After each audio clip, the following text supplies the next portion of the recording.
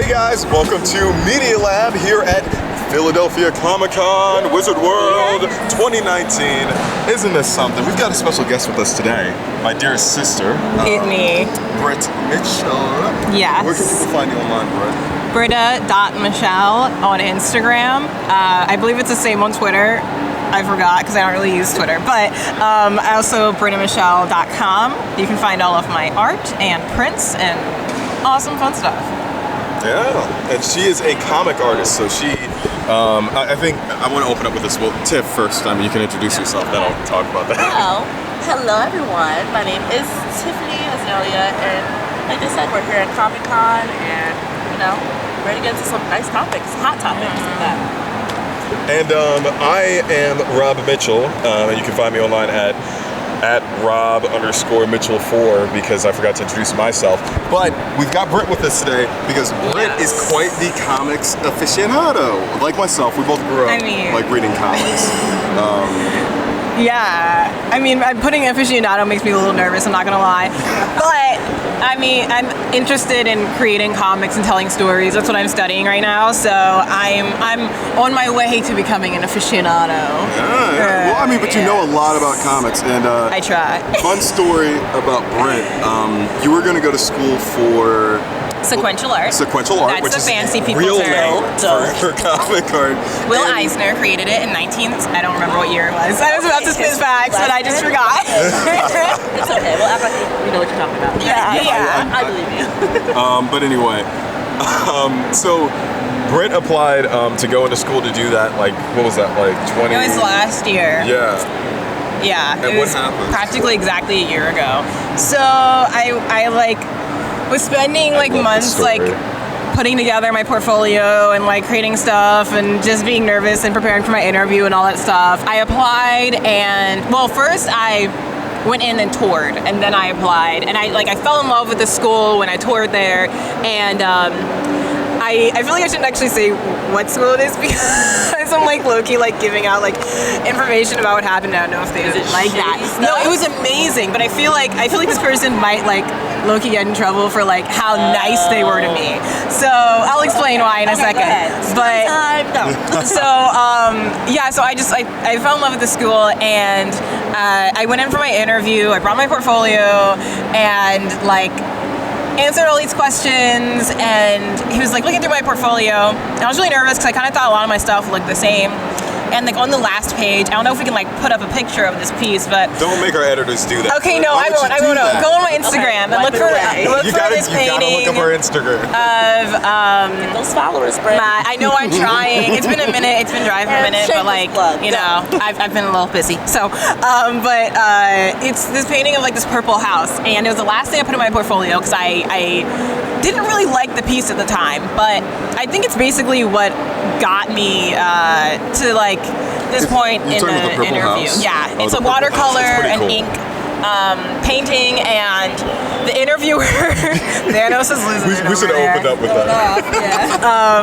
The interviewer really paused on it for a little while there, and I was kind of nervous, and but once he finished examining everything and asking questions about different art pieces, he was basically you're accepted, you're welcome to come to the school, but I think that you have enough skill to go out and start doing things professionally.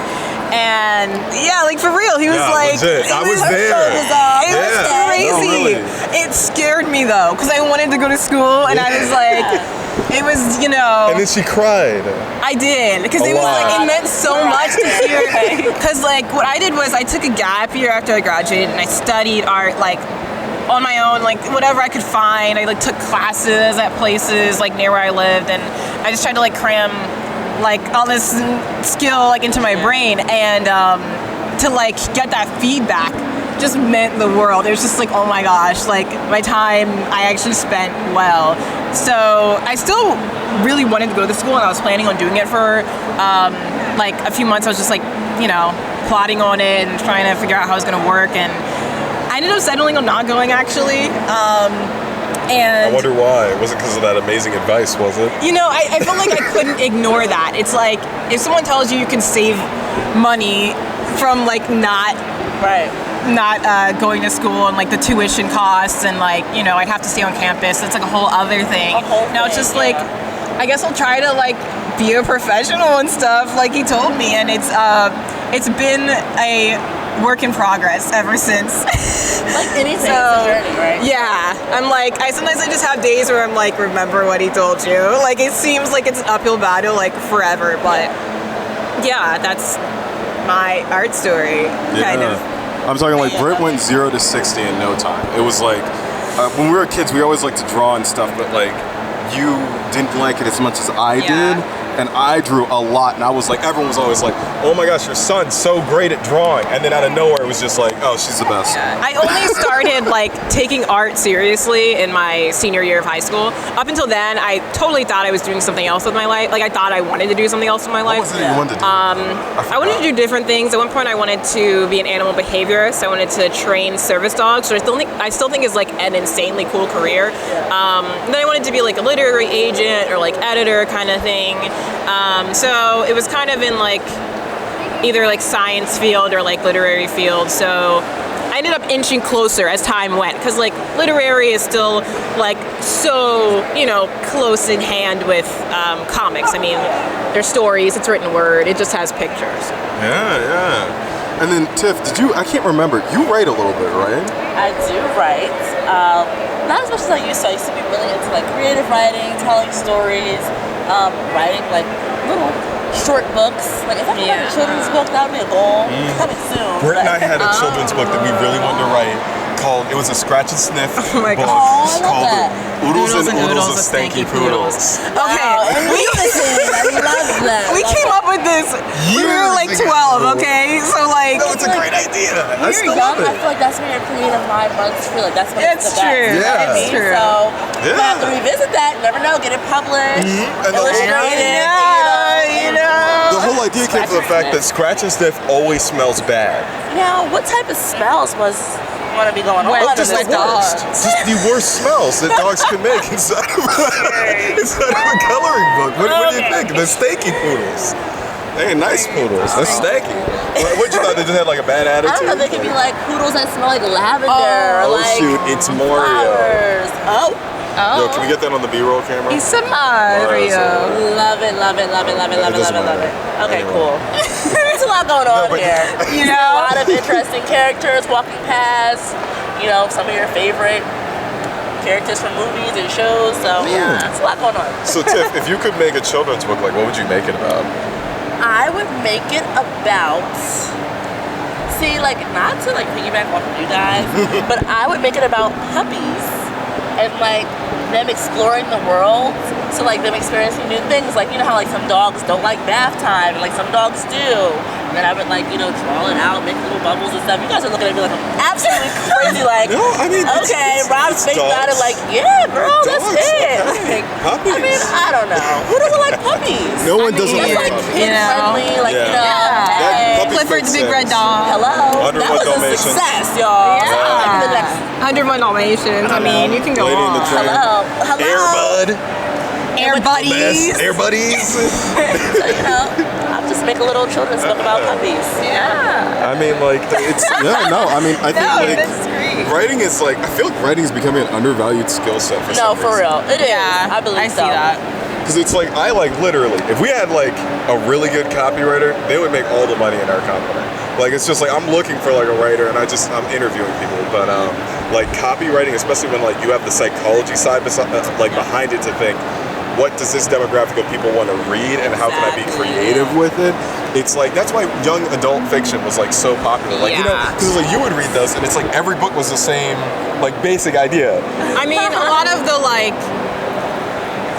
I'm like, ooh, throwing it back for a second, but I don't know. I mean, there were always like similarities and overlaps. I feel like the thing with like YA, not to go on a side tangent, but is that they're really trying to target what you're experiencing as a teenager. And so anything that has to do with like rebelling against the system, like I was really into that at the Exactly, time right. because I was like, I don't like having to be like stuck in a box and like you're a teenager and just want to like be your own person, you know? And so I feel like it takes that feeling and it makes it about like destroying a dystopian society Right. and like rising against the And that's the whole thing, is that like the YA authors know who their audience is, they're writing creatively, they're writing to intrigue people, and they're writing to create a market out of that. So it's like, you know, it's working, and it worked, and it was like a huge thing for the longest still is time. working. It probably is. I mean, I don't know. What was the last like movie that was like that? I think it was what is the movie about the video games? Ready Player One? Yeah, but Ready Player One. It's still a dystopian future. Really, I mean, I could be wrong. Maybe it is YA. I did read the book. This was a few years ago, though. But I don't think it was YA. I don't think it was made specifically. Why don't I say YA? I mean young adult. Sorry, I used to be real deep into like the book readings. I'm trying to get back into it, but like the books without the pictures. But I mean, I like reading the books with the pictures too, obviously. But yeah, from what I remember, it wasn't. I mean, it was about teenagers, but I don't know. I don't think it was created for teenagers. I could be wrong. But. What was Tiff? Have you ever read a comic book before? Have I ever read? Have you ever read a comic book? Yes, I have. Now, it was like one of those little ones you get in the grocery store with like Archie. Oh, okay. All right. Well, that's a thing now. Wait, side note, I predicted, this doesn't really matter, but I predicted that they were going to make an Archie TV show before it was announced. I was like, you know what they're going to do? They're going to start going for like the comics that aren't superheroes, because comics are trendy now. So they're going to start like taking Archie and like Sabrina that was a TV show first, but then they turned it into a comic. I saw this coming, and I felt like So when am I getting my gritty Netflix remake of Charlie Brown? Starring the kids from Stranger Things. Yeah. I want that. I could see the one kid though, the bowl cut kid. I could see him in Charlie Brown. I forget what his name is. The one with the Verizon commercials. I would like to see what Charlie Brown would look like as a real person. It's weird with the little little curls. Is he bald or is it hair? They just didn't draw the rest. Bald. Because it's like those little curls in the front. Well, Linus has got like a comb over. Away, and then that's Charlie Brown's hair. Right there. Like, he just had some clip-on bangs. So let's pitch to Netflix our idea No, not him. No, not him. Not him. But no. Will. David's showing us pictures behind Charlie me. Brown. Anyway, I mean, he could work too. He can work. I think they're showing us. Go ahead. Right? He was showing us Dustin, who would work too. He would work too. He's adorable. We should pitch to Netflix our idea for a Charlie Brown Netflix series, like a gritty Netflix one. is killing it. Yeah. All these original series. Yo, Narnia is about to come out. I mean, it might take like a year or so, but they're gonna make a Netflix series, and I scream. Every time I think about it, they just announced that someone was like, they like got their what's the word? Like they're like creative overseer. He's gonna oversee the like adaptation. So hyped. Dope. We love that. Yeah. I mean, like, but did you read any superhero comics? Like, I think I did like a while ago. Random, like old ones. It was like the oldest comic, like Batman or something, right? Yeah. I feel like that's what I read. Gotcha. Oh wait, the Green Lantern. Oh, okay. Yeah. That one I do remember, but other than that, nah. What was your favorite superhero then? My favorite Batman. Yeah. Okay. I love Batman. Yeah. Everybody loves Batman. Like, he's just so cool and like has like this like chill demeanor. He's like, yo, I want to get the Joker. That was a little gangster. Right, I feel like Batman is gangster. Like, am I wrong? That's what I'm saying. The voice is like, yeah. And then he takes off with his big cape, like whoosh. I love that. Batman the cape is great. He's He was amazing. And Britt, is your favorite? I am wearing Spidey today. I also have some, I don't know if you can see my earrings, but I'm like, I have some themes going on for the rest of Comic-Con. Some like surprise. I did. I made some like low-key, what do they call them? I can't think of it. It's like Disney bounding, but with Marvel characters. So it's like a low-key cosplay I have planned for the rest of the weekend. Maybe we should come dressed up and like have a theme. I thought about it, but I'm too indecisive. Listen. Way too indecisive. The opportunity is here, as adults, to come and dress up and just enjoy some stuff. Yeah. Like, so why not take advantage of it? Because the only other time is like what, Halloween or something? Exactly. And Halloween, it's like you can't go and like get awesome prints and like find all the pop Funkos that you need that I don't like, and I don't get why people like them so much. No, they're cute. What? They're lifeless. But also the other great thing about this versus like, you know, just Halloween like costumes is the fact that you get to spend all this time in detail into it, and people appreciate it. You know, you could make your like in-depth like, you know, I saw this amazing Nebula cosplay. Yeah, in character. Like, yeah, but people won't like appreciate that if you're just knocking door to door. People here are like you know.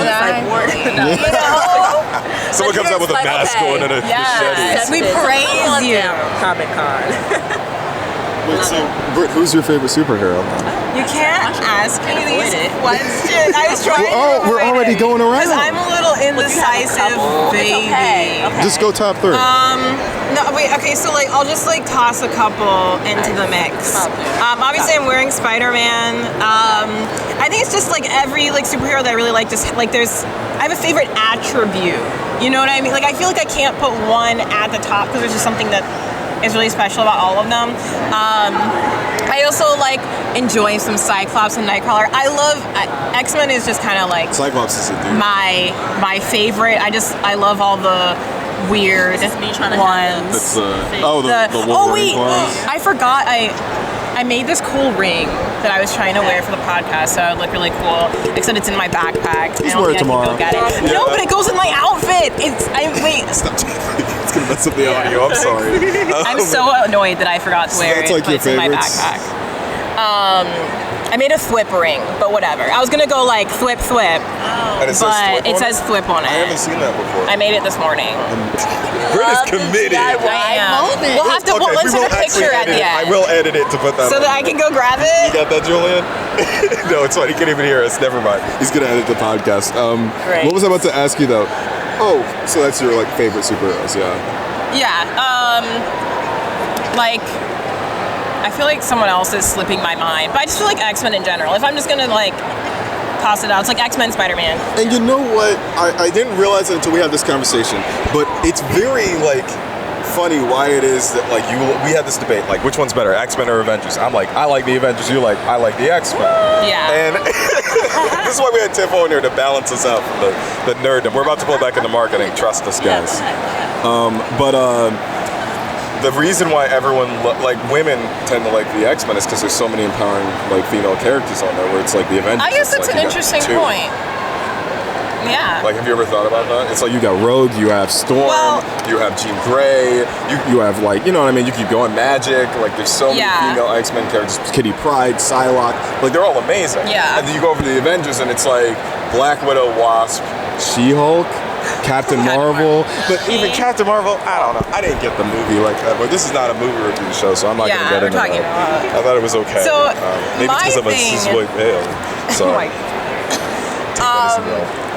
My thing with the X-Men versus the Avengers is it just has to do with like I feel like there's this rawness to the X-Men of just the fact that like they're fighting for their lives. Like people are out here trying to extinguish them. The Avengers are like saving the world and people are like, woo, woo, yeah, you know. I mean, not saying that they don't have problems. No, Britt said it's like the slaves. She likes that it's like a slavery, like civil rights metaphor. Okay. That's what the X-Men is. No, it is. I mean, that's what it is. I wouldn't say that's why I like it, but that's definitely part of why I like it. I'm like a history person. I like history. So and you like rebelling. Yeah, I like the subtext of like social commentary that you're able to put into like X-Men stories in a way that I don't think shows up the same way in like Avengers is a lot more like straightforward political because it's like Civil War was like a political thing in the comics. But what was I gonna say? Okay, so I'm gonna say my favorites real quick. I'm real basic. We get to ask Rob his favorites. What's up? Captain America, Black Panther, and this goes back to back to like being. Did I not like say Storm? Like, Storm's obviously like, Storm's great. But like these were my top 3 from like 12 years old and up was Black Panther, Ant-Man, and then Captain America. Ant-Man. But like not like Scott Lang Ant-Man, like Hank Pym Ant-Man. Like that's the guy. I know, you know, controversial, weird character, whatever, but very well developed and had an amazing arc. I loved what they did with him in Earth's Mightiest Heroes. But a shout out to Christopher Yoist, if he ever watches this, call me. I want to write a show with you. Anyway, so here's what's funny, right? So Comic-Con and comics in general was like very not cool for the longest time, and it was like Christopher Nolan Batman made it like edgy and it made it cool again. Oh my gosh, favorite. Can I make a heart? Love. And then we had all the Avengers films come out, you know, and the Fantastic Four was still kind of like kiddish, you know, there were different movies. X-Men was generally enjoyed, but Avengers like boosted it into pop culture. True. Like, I don't know if there's any other like cultural group that ever took a big jump like that when it comes to like pop culture. Yeah. Like, it wasn't like, you know what I mean? It's like wholly recognized. Like, even people who aren't that into comics, they're like, let's go see Avengers. They watch the whole series and everything. So that's some heathens. You know who I'm talking to. Mia, watch movies out of order, or watch. Talking about me, like, don't shade me right now. Watch Endgame did you watch without the other one. That's okay, you're fine. Okay, right. I need to watch it in order, so I'm gonna actually watch Thanos it in gets order. I respect that because I can't like not know what's going on. You know what I'm saying? So. Yeah. But do you guys think like the booming success of like comics and like all that stuff, is that a marketing thing? Well, I feel like all like franchises is definitely a marketing thing. Like they want to be big. They want to target different audiences. They want to make everybody come and watch. You know what I mean? And that's why I think Avengers is as big as it is, because they're so good with their marketing. You know what I mean? So yeah, because it's like I think about it. I'm like, was it the marketing, or was it just the fact that Disney was a mega monopoly and they could just push out anything? But what I think is amazing about the Avengers films is that their creative is like exactly what we would do with an advertisement, where it's like they know who they want to watch the movie, and then they design these costumes and they write these characters to relate directly to the people who would watch it. Like, you know what I mean? Like Captain America, like if you look at his original costume, it's kind of goofy. Like, it's just overly patriotic. It's not like, you know, it's just not modern. And the way that they made it, not only modern, but like that level of tactical with it is like attractive to not only adults but kids at the same time. And it's like, that's the same way that like you would make an advertisement. Like, I feel like everything that they do with every show, every movie is sewing in like something that's going to keep people engaged. And they tailor it, like as like you said, like if it's like from back in the day, they tailor it. They keep, because people are changing. Like more exactly, culture's changing. As the year goes by, like right now it's 2019, you have to keep changing it and tailoring it so you can do advertising. So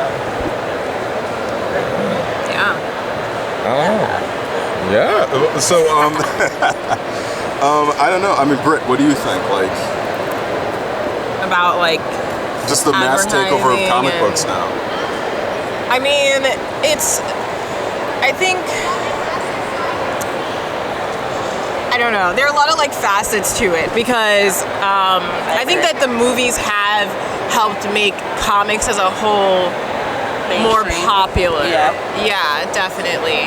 I think like one of the coolest things is the like variety that has been able to like show up in graphic novels, and the way that people tell stories and stories that people decide to tell and all that kind of stuff. Like, one of my favorite things is, I don't know if you can do this in every library, but like the library that I go to a lot has graphic novels. And I know that when I tell people that, they're like, that's kind of like crazy, but I guess you have to go to like whatever the big one in your city is. And so like, I like going there and just kind of like picking up random things. That's kind of what I like do these days. And so it's really cool to see just like some of the kind of out there stuff. Like the one that I read recently was about the history of beer.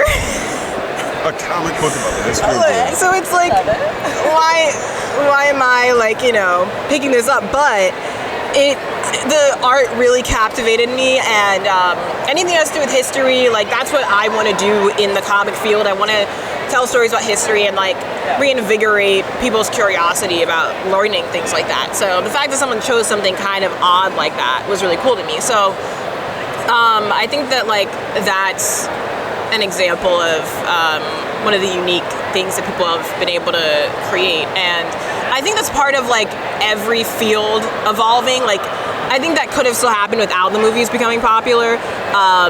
But yeah, it definitely helps to bring like acknowledgement to the industry and letting people see that like people really appreciate this stuff. Like, it just like boggles my mind to think about these stories that were created, like, I can't do math, that was 60 years ago, you know? That blows my mind. And people you know, decades later, we're like, this is so great. It means so much. And at the time, Stan Lee, Jack Kirby, and like everyone, like they weren't like thinking about it being like a huge cultural impact.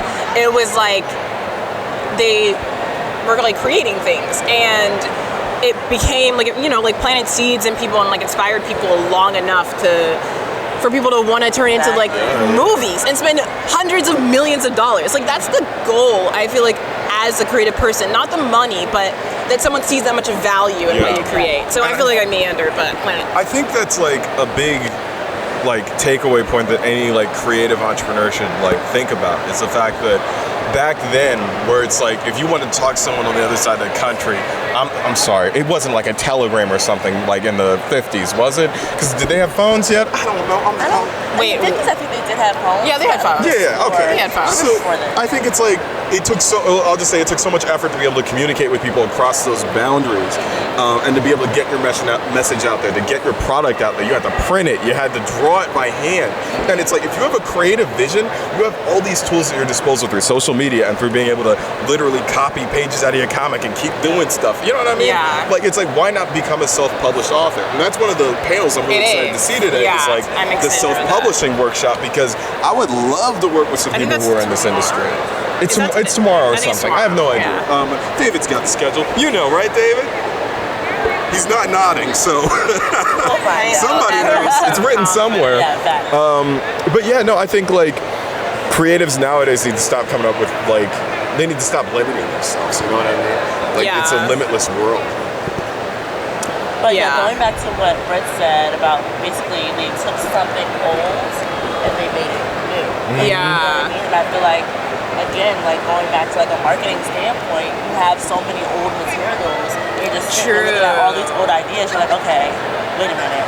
I could take what I did here, and repackage it and make it brand new all over again. Yeah. And that's what they did, you know? And that's why nostalgia's a drug. Like, it's like when you bring something back from somebody's childhood, anyone who doesn't remember it is now shamed for not knowing. Not shamed, but also encouraged to learn about it. So it's like when Iron Man became a thing, then it was like everybody's dad who knew anything about Iron Man was like, oh, you kids don't know about Iron Man? Iron Man's the best. And then it's like that whole nostalgic thing of like seeing your dad get excited, or your mom, if your mom was in the comics, and then share that with you, and then you're now sharing it with your friends, and it literally just moves something known from the older generation forward, and then attaches, and then it makes them take their kids to the movie if they're young enough, or just say, hey, 24-year-old son, I'm taking you to go see this movie because this is a character I liked in the comics. And I don't know who does that, but you know what I mean. You get where I'm going with that. It's a thing. Yeah, and it's like nostalgia even on the level of like us. Like it's like Detective Pikachu just came out. Detective Pikachu. And the thing is, I never played Pokemon as a Pokemon. Did you say whatever? I didn't play Pokemon. Why is Pikachu talking in the movie? I have no idea. Why isn't he saying Pika Pika? Like, what is this? It's Ryan Reynolds. Maybe it's like, maybe the kid is like Groot, and like he understands, like, but Pikachu's always saying Pika Pika, but he understands him like Rocket and Groot. But like, if you listen to how, you said it's Ryan Reynolds? Yeah. Ryan Reynolds. It doesn't even sound like how you would think. That's the weirdest part. I think that's funny. That's definitely the weirdest part. I think that's why. He's like a grown man, like, yo guys, what's up? That's how they're getting mainstream gotta catch audiences. them all. Like, what? Gotta catch them all. Like, what is going on? I don't want to see let me get that Squirtle. I don't know. I know that's a thing from playing Smash Brothers, but I think like even with that, it's like it's attractive to me now. Like the movie's on my radar, not only because the marketing campaign is fantastic, they did a really good job with that campaign, but also because all of my friends who play Pokemon won't shut up about Pokemon now, and it's like I don't care. I never have cared. Yeah, kinda. Goodness, I feel like Pokemon was such like a 90s thing, and then now it's like it got brought back again. It's like a whole thing still, I guess, to a new generation. But it's all nostalgia. That's all that it is. Because I'm like, why would you want to see that? First of all, I feel like it should have ruined it for people who, knew Pokemon like earlier, like in its earlier days. I feel like it should ruin it. But I mean, if they're excited, well, whatever. Who am I to ruin their like excitement? It's true. Yeah. I mean, hey, look, to each its own. To each its own. Their own. Yeah. That's we're gonna wrap this one up real quick because we have plenty of stuff to do here, guys. This is a big convention. So you guys need to be following us on social media. So it's Mitchell Media, at Mitchell Media LLC on Instagram. It's also, Mitchell Media LLC on Facebook. What is our Twitter again? It's Mitchell Media. LLC. Not LLC? Is it? It is LLC. It's something. Mitchell I don't Media know. LLC. I hardly use the All Twitter. of it will be tagged below. Tiff's gonna handle it. Okay, Yeah. And then, so we're gonna be doing a ton of stuff for Comic-Con. I don't know. I think this is coming out on Saturday probably. So you guys will be able to get some of the stuff from Saturday and Sunday and all that fun stuff. Whenever this comes out, we're gonna be posting stuff all over social media because we're doing like full press coverage for Comic-Con. So we're doing social, we're doing photo, we're doing video. Like we're really gonna be doing some awesome stuff for this Amazing event opportunity. package. Yes. And you guys should check that out. And of course, subscribe here on YouTube. Like on YouTube, if you enjoyed it, there's going to be plenty more videos coming out. We're going to do like a couple vlog things and all that kind of fun stuff, but guaranteed weekly content. So stay tuned. My exit. Oh, there we go. Wait, let me grab my ring so I can show you. Hold on. Oh my gosh, Enjoy Britt, Comic-Con. you can't shake the thing, Britt. Okay. All right, David's here now. So David, who's your favorite superhero, buddy? Spider-Man. Why is he your favorite? Tom Holland's hot. And Were you guys speaking louder than this? Yes, you're whispering. You're like, and Tom Holland. Tiffany, do you think I'm Tom like, Holland's what? hot? Oh, we had this conversation eating First like of all, pizza one day. Tom Holland. Oh, Can you see it? okay. I don't know if it's focusing. Amazing. Might not be flip. Okay. What? Tom Holland is not hot. Canceled. Uh-oh. Sorry. This is an offensive way to end the episode. No, I think he's like a lovely person. All right, Seems all right. super like And precious. bye, guys. Bye, guys. Subscribe, like, all that fun stuff. See you in the next episode.